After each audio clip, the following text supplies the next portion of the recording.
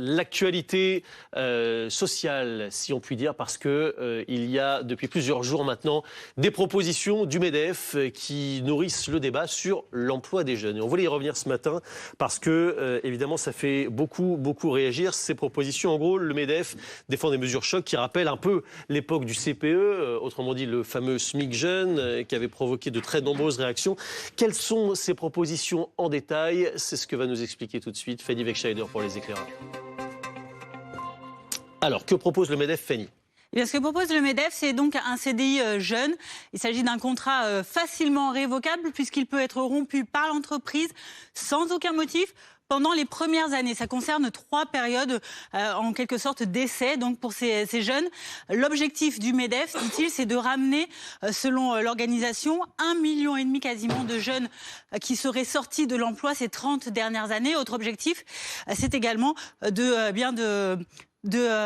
contrer le problématique des entreprises qui ont du mal à embaucher des jeunes peu ou pas formés. On va regarder également cet autre axe de réflexion.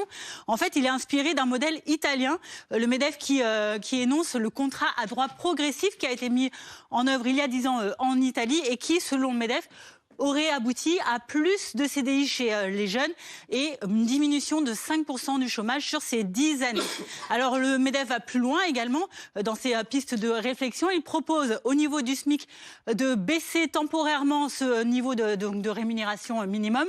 Pour certains, dit-il, primo entrants dans le monde du travail, donc pour ces jeunes qui arriveraient, donc pour une durée limitée, pour certains profils.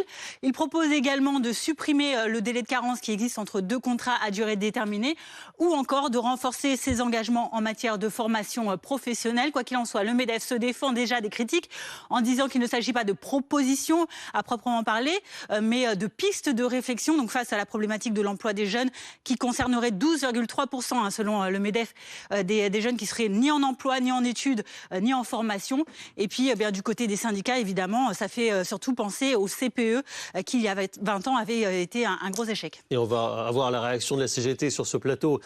Fanny, merci beaucoup. C'est Myriam Lepkiri qui est avec nous. Et face à vous, Stéphane Manigold, patron, restaurateur. D'abord, Gaëtan Mélin. Est-ce que cette comparaison avec le CPE, elle vous semble légitime ou pas ? Oui, et on en est au même niveau, c'est-à-dire qu'aujourd'hui, on constate qu'effectivement, en période de difficultés économiques, il y a 2 catégories de personnes qui trinquent, les seniors et les